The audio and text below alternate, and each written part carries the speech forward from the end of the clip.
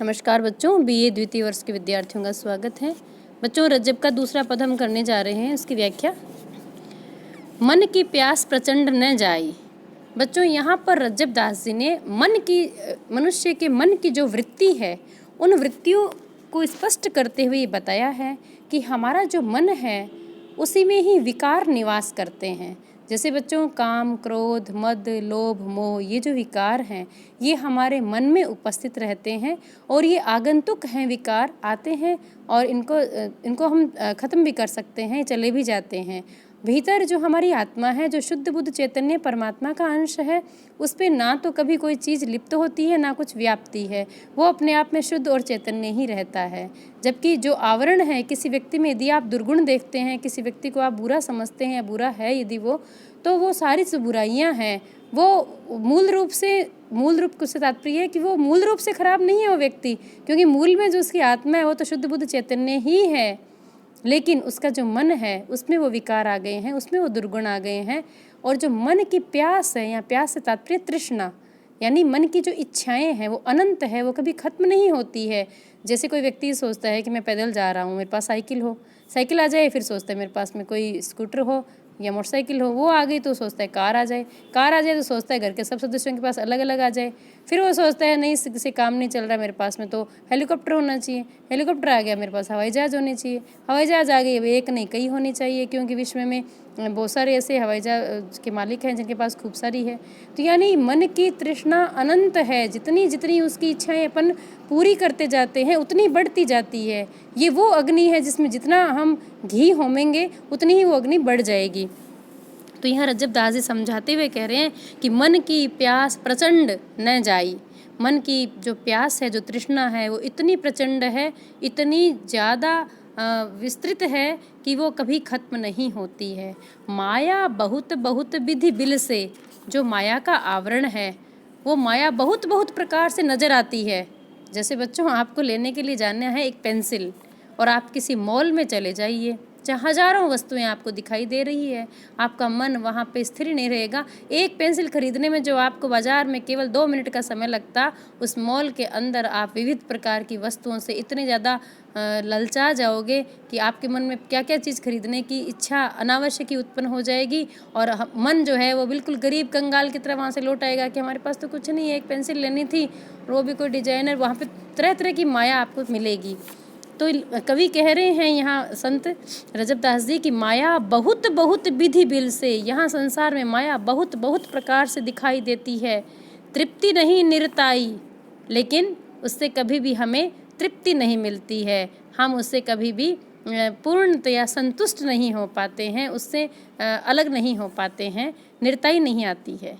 ज्यों जलधार असंख्य अवनी थल, परतन सो ठहराई।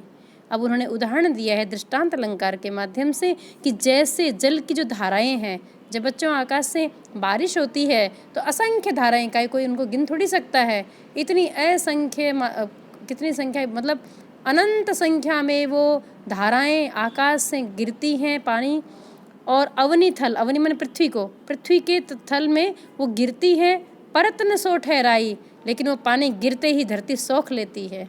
गर्मी के मारे भयंकर वो प्यासी होती है, उसकी तृष्णा होती है, और उसमें जो ही पानी की बूंद आकर गिरती है, गिरते ही सोख लेती है, पता ही नहीं चलता है कि यहाँ कोई बूंद गिरी भी थी क्या। फिर दूसरी आगे गिरती है, फिर वो सोख लेती है। ऐसे हजारों हजारों बूंदें गिरती है, लेकिन वो पूरी तृप्त नहीं होती है, ठहरती ही नहीं है उसके ऊपर वो बूंद तुरंत सोख कर दूसरी बूंद की मांग कर लेती है।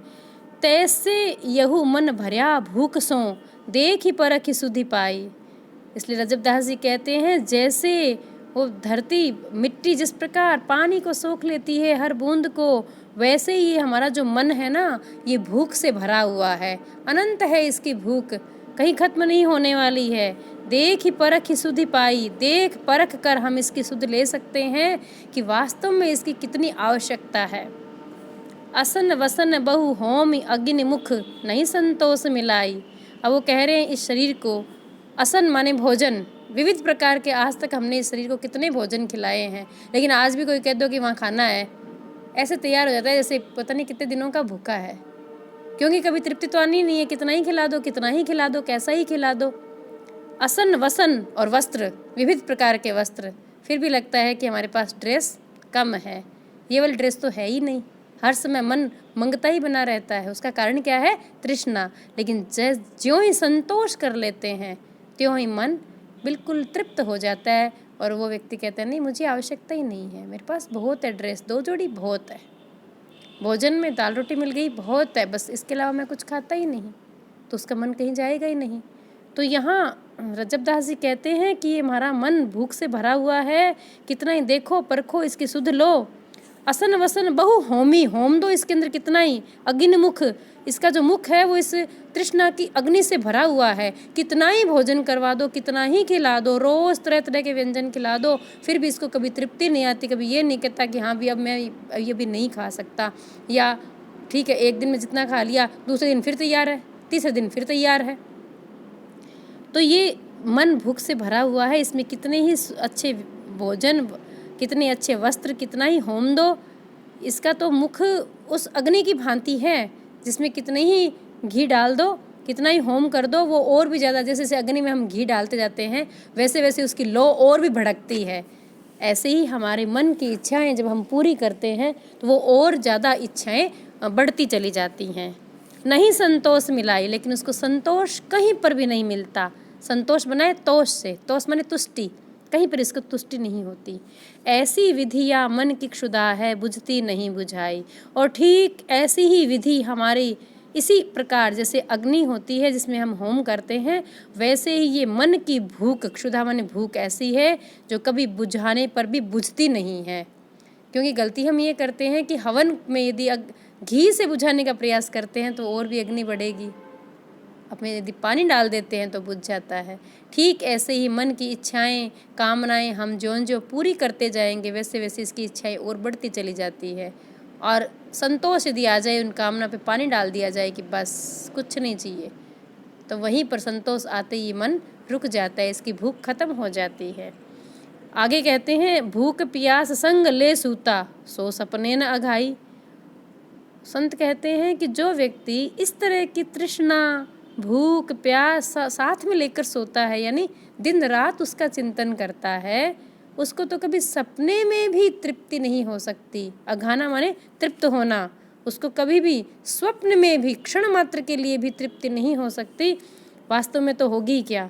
यह स्वभाव रहे मन माहे, तृष्णा तरुण बधाई। और यदि ऐसा ही स्वभाव हमारे मन का बना रहता है तृष्णा से युक्त, तो फिर तृष्णा तरुण बधाई, तो हमारे मन के भीतर जो अंतहीन इच्छाओं का नाम है तृष्णा, तो वो अंतहीन इच्छाएं और भी तरुण हो जाती है, जवान हो जाती है। जैसे युवावस्था में शरीर बढ़ता है, वृद्धि को प्राप्त होता है, शरीर सारे अंग वृद्धि को प्राप्त होते हैं, ठीक ऐसे ही हमारे भीतर जो तृष्णा है, यदि हमारा मन ऐसा ही रहता है तो फिर वो तृष्णा और भी ज़्यादा युवा हो जाती है, जवान हो जाती है, तरुण हो जाती है, बढ़ जाती है। मन माया सो कदे न धापे। और हमारा ये जो मन है ये माया से, ये जो संसार में जो नज़र आता है सब कुछ, जो भी हमें आकर्षित करता है, आकर्षण है, जो जैसे स्त्री पुरुष का विपरीत लिंगी आकर्षण है, वस्तुओं के प्रति आकर्षण है, भोजन के प्रति आकर्षण है, जो हमारी 5 इंद्रियां हैं, सुगंध के प्रति आकर्षण है, स्पर्श के प्रति आकर्षण है, सुंदर देखने के प्रति आँखों का आकर्षण है, अच्छा सुनने के लिए कानों का आकर्षण है, ये कभी खत्म नहीं होता, ये सब तृष्णा है। तो बच्चों यहाँ संत कह रहे हैं कि ये जो हमारा मन है ये माया से कभी भी धापता नहीं है, कभी भी तृप्त नहीं होता, कभी भी इसको संतुष्टि नहीं होती। सतगुरु साखी बताई, और ये बात मेरे सच्चे गुरु ने साक्षी के रूप में, प्रमाण के रूप में बताया है, बिल्कुल प्रमाणित करके बताया है। जन रज्जब याकी यहूँ औषधि। और देखिए बच्चों, इतना बड़ी बीमारी बताने के बाद संत अपने अनुभव के निचोड़ के साथ हमें उसका समाधान भी बता रहे हैं, उसकी दवा भी बता रहे हैं कि आखिर इस तृष्णा से भरे हुए मन के अंतहीन इच्छाओं को खत्म करने का क्या तरीका है। या कि यहू औषधि, इसकी दवाई यही है, इसका ठीक ठीक उपचार यही है। राम भजन करे भाई, सब छोड़कर केवल और केवल राम का भजन करो। छोड़ने का तात्पर्य है आसक्ति को छोड़कर, माया के बंधनों से मुक्त होकर और संसार का काम करते हुए, कर्म करते हुए, परिवार की सेवा करते हुए, हर व्यक्ति काम को सेवा समझकर, हर व्यक्ति में परमात्मा का अंश मानकर उनको नमन करते हुए राम भजन करी भाई। तो केवल राम का भजन कर, केवल राम को याद कर, यानी परमात्मा की शरण ही हमें मन की तृष्णा से बचा सकती है। वरना मन की प्यास को यदि हम बुझाने के लिए दौड़ते रहेंगे तो हम दौड़ते ही रहेंगे पूरी ज़िंदगी, परेशान भी हो जाएंगे और कभी भी हम इस मन को तुष्ट नहीं कर सकते। तो बच्चों, आप लोग भी इस युवावस्था में इस बात पर ज़रूर विचार करना और इस मन को थोड़ा सा नियंत्रण करने के लिए रज्जब दास जी की औषधि को काम में लेना। धन्यवाद। आज इतना ही।